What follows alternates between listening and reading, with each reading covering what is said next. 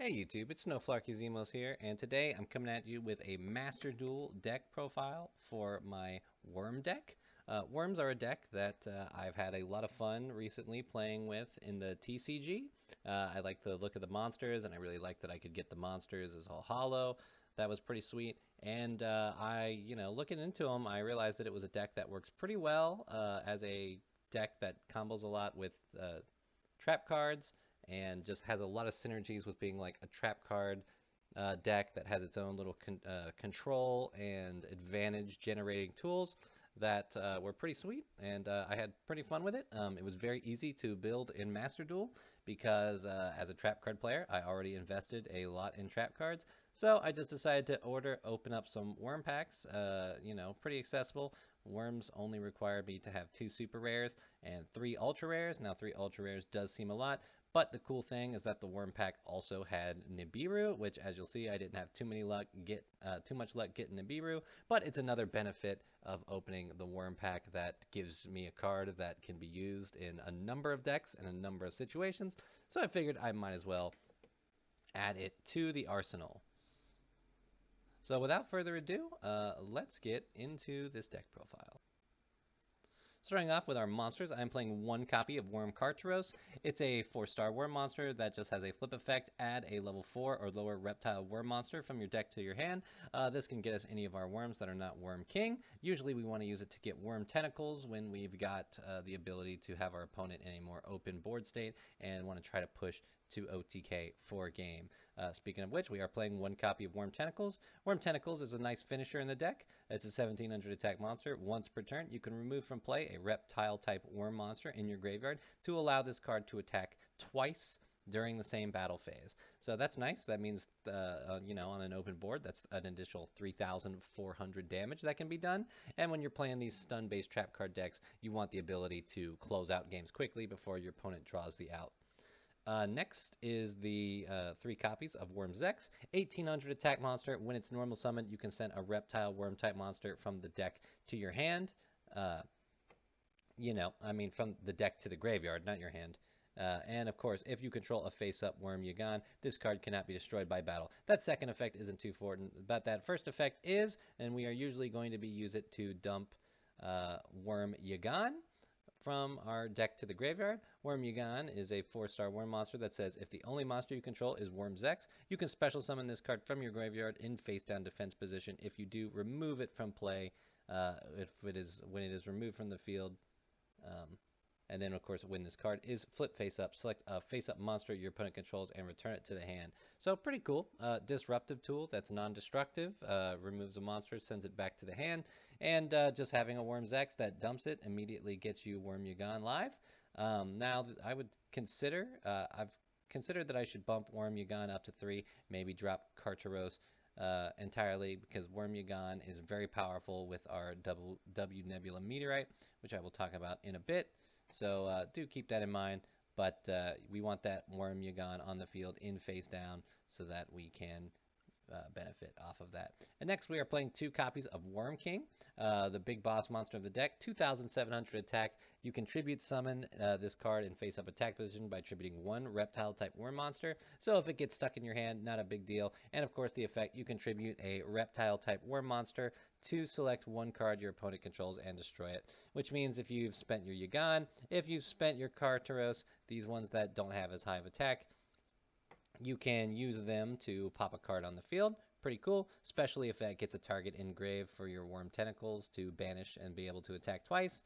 So Worm King, now while we can summon it with 1 tribute, we don't really want to do that. We want to be pulling it off of W Nebula Meteorite, so we want 2 copies of it in here. 3 is too cloggy, but we definitely want to be able to get more than 1 of these out on the field.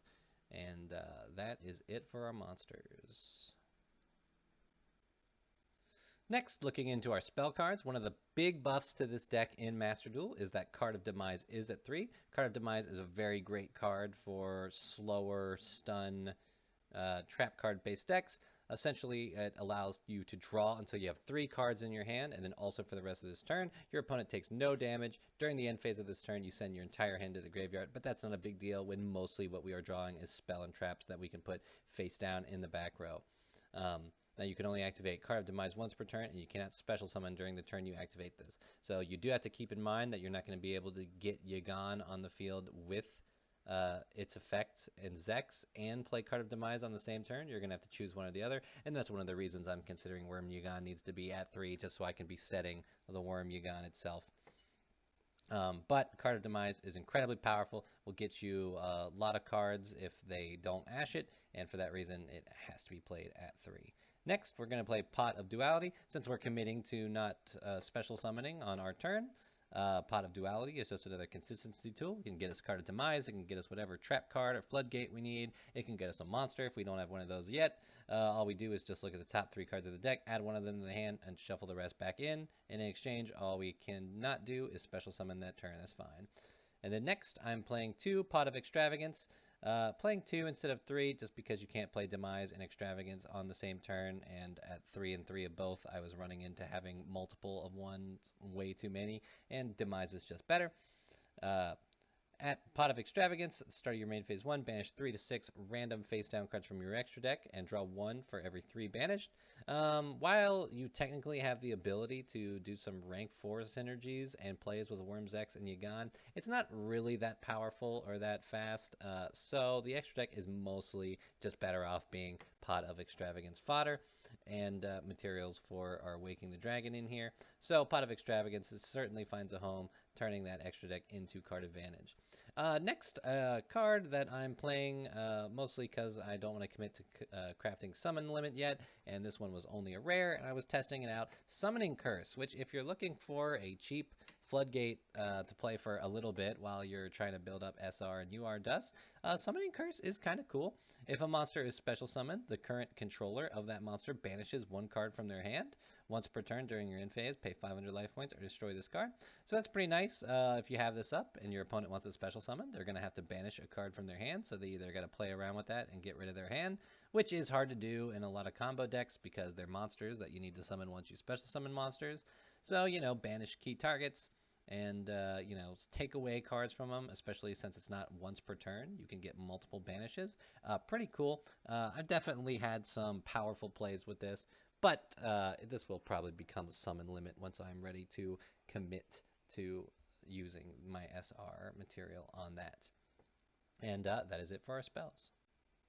Next, we're going to talk about trap cards, and there's a lot of them. It's a Card of Demise deck. The first one to talk about is W Nebula Meteorite, which is kind of one of the big payoffs for Worms and the Worm deck. So what W Nebula Meteorite does is it changes all face-down monsters on the field to face-up defense position, which is important. You need to have a face-down monster on the field to activate this. So if you have W Nebula Meteorite, always keep in mind, even if it's just something like Worms X or something that's not Yagan or Kartaros, you may consider setting it if you have a option to resolve it and get its secondary beneficial effects. So it flips them all to face-up defense position, and what's nice about that is it will trigger your Kartaros or your Worm Yagan effect, and you can use that to disrupt a play by sending a monster back to the hand, or to add a monster that you want in your hand for your next turn. Pretty sweet. During the end phase of this turn, you change all face-up light reptile-type monsters you control to face-down defense position, which is all the worm monsters, so every monster you control, that'll apply for. And then you draw 1 card for each of them, which is pretty nice. If you got 1, you draw 1 card, fine. If you got 2, if you got more, you draw more cards, better. And then, if that wasn't enough, the kicker, after that, you can special summon a level 7 or higher light reptile type monster from your deck. That is our Worm King, baby. The level 8 himself. That's our way to get Worm King out. So draw some cards, get Worm King out of the deck. Worm King is big. You need it to finish off games. You need it to do damage quickly. So definitely something that's awesome. Next, I'm playing 3 copies of Storming Mirror Force. When an opponent's monster declares an attack, return all attack position monsters to the hand. Non-targeting, non-destruction removal. Your opponent will still be getting monsters off for sure. So this can be a huge, big payout blow-off card. Now, of course, it's a bit risky because it needs a condition to be met, so it can get popped beforehand, or they can set up a negate for it before they commit to it. But if you get off Storming Mirror Force, it's pretty big, and you got to take that risk when you're playing a weaker deck like this, especially because we can encourage people to start popping back row when they see this, and maybe they'll hit Waking the Dragon and give us a big W. Next up, I'm playing 2 copies of Lost Wind. This could quite possibly be Solemn Strike once I decide to commit the material for it, but Lost Wind is pretty solid. It's a good trap card to have for only a rare slot. You target a face-up special summon monster, negate its effects. Also, its original attack is halved. That second effect is a lot more important in this deck, where our monsters don't necessarily have the highest attack power. And of course, if a monster is special summoned from your opponent's extra deck while this card's in the graveyard, you can set it, but banish it when it leaves the field. So that recursion is also pretty nice to have too. Next, I'm playing 2 copies of Heavy Stormduster. Definitely a card in these trap card decks I'm considering playing 3 of. Trap cards and back row decks are a lot more prevalent in Master Duel's Best of 1 format, especially with Eldritch being like the big deck that a lot of people are playing. And is pretty accessible. So Heavy Stormduster comes in quite handy.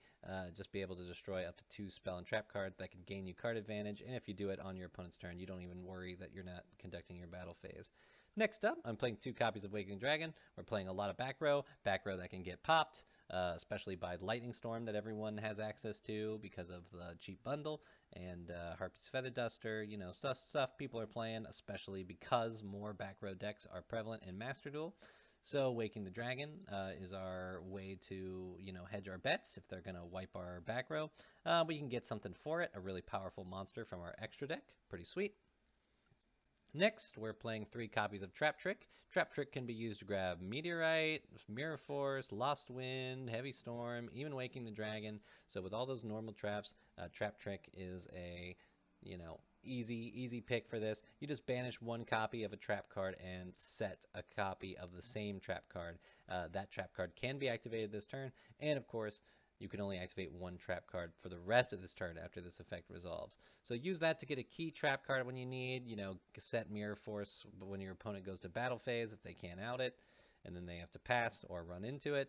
And if they don't do anything and you don't need to do it, you can use it at your end phase to just get cards out of your deck and make it more likely to draw a monster or your demise/extravagance. Next up, 3 copies of Solemn Judgment.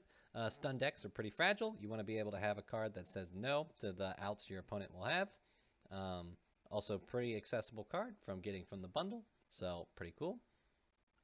Anti-Spell Fragrance. Both players must set spell cards before activating them and cannot activate them until their next turn after setting them. So in trap card decks, having some floodgates wins some games. You can't really play skill drain in this deck because you kind of need your monster effects to go off, and the benefit of negating your effects isn't really felt because your monsters don't have high attack power. So I've gone some other options. Anti-Spell Fragrance is, of course, pretty huge if you set up and then flip this on your opponent's draw or standby phase. Then they can't use any of their spells. They have to set them first, and you can take care of them with Heavy Stormduster. Can be very disruptive to a lot of decks and a lot of matchups. I mean, Pendulums can't even play. Pretty big deal. And of course, last on the trap card list, I'm playing 2 copies of Goes in Match.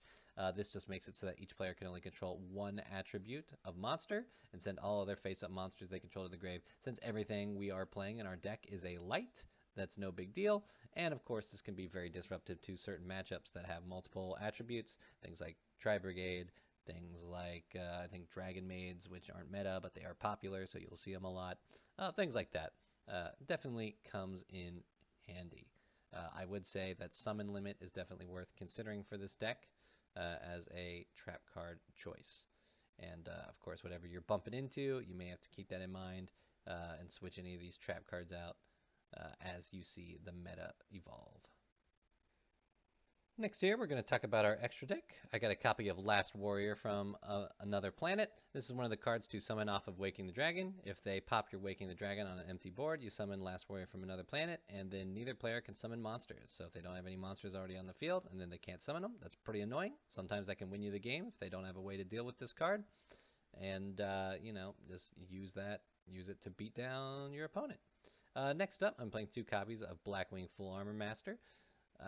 This is a 3000 attack monster that's unaffected by other card effects. It also has some effects that are pretty beneficial, such as an opponent's monster activates an effect and you place a wedge counter on it, and then after it, you can target a monster your opponent controls with a wedge counter and take control of it. Pretty sweet. And then once per turn during your end phase, you can destroy all monsters on the field that have a wedge counter. Pretty awesome. So there's some board wiping, there's some monster theft, and all this on a 3000 attack monster that's unaffected by card effects, making it hard to deal with. Pretty sweet. Next up, I'm playing 3 copies of Raid Raptor Ultimate Falcon, 3,500 attack monster that's unaffected by other card effects. That's pretty great. It means they have to hit over it by battle, or they have to have a kaiju with it, and you know, those things are kind of restrictive. So you know, a lot of decks just may not be able to out this card, and Raid Raptor Ultimate Falcon will win you the game. So definitely an option to go into if you think it's something your opponent is not going to be able to easily deal with. Now do note that ideally I would be maxing Last Warrior and Armor Master at 3 copies, and I would definitely switch out these other cards that are in here for more optimal Waking the Dragon monsters, such as Geomathemic Final Sigma and Naturia Exterio, both of which are huge choices to consider. You can refer to my Waking the Dragon video that I'll be putting up when I talk about Waking the Dragon and just like the best targets. But since I'm not committing all that material to making those now, I'm just playing some of what I consider the best cards I could summon off of it to be, one of which is Stardust Dragon.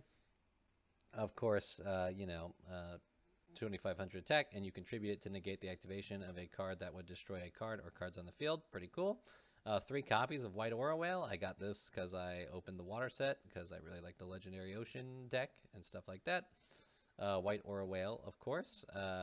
Now you don't get its Synchro Summon effect when you summon it off Waking the Dragon, but you do get a card that can attack up to 2 times during the battle phase and do piercing damage to defense position monsters.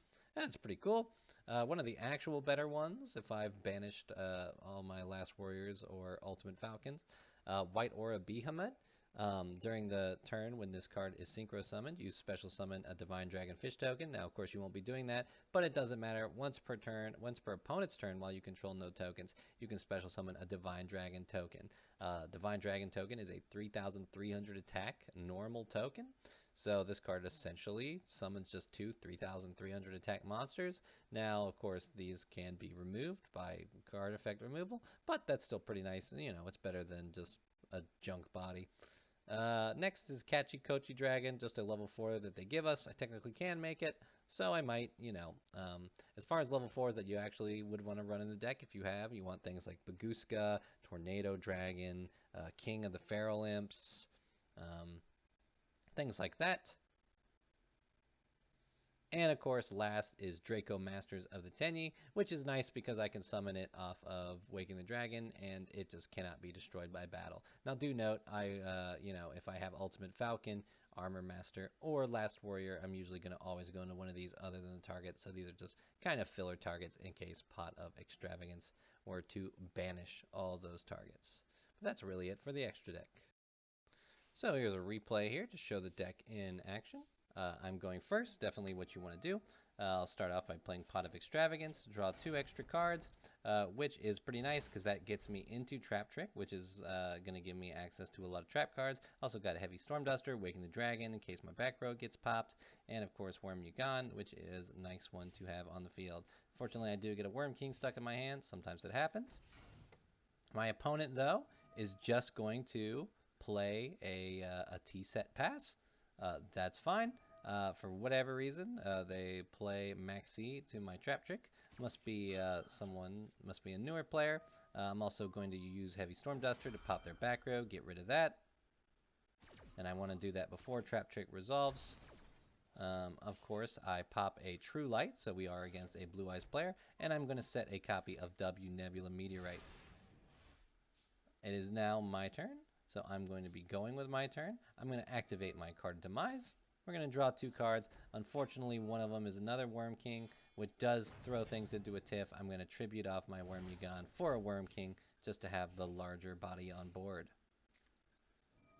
Next, they're playing Trade In. You know, Trade In, grid some cards. They're going to send another card. I am now going to play W Nebula Meteorite, which I can't activate because they have a face down. So I want to reveal what that face down is, set my Worm King, and just draw an extra card off of it since I don't think I'm going to get another good chance to play it. So I get my own copy of Worm Yugan. They summon Dragon Spirit of White off of Call the Haunted. I hope that they banish my Waking the Dragon, but they don't, so I'm just going to hit Dragon Spirit of White with the Lost Wind that it targets. So that'll get negated and have its attack. That means Worm King can hit over it, and I will also be setting Worm Yugan, and I will set my back row. Now, I sense that I may be able to put my opponent in a bad spot by popping their tuner. I don't want to give them access to their synchro pool should they pull another graveyard removal, so I decide to use Worm King's effect, pop Yugan, and take care of it. So at this point, they set a trap card, and they summon Stone of White, and of course they hit the stone so that they can summon out a monster from the deck. They are summoning the Blue Eyes Abyss Dragon.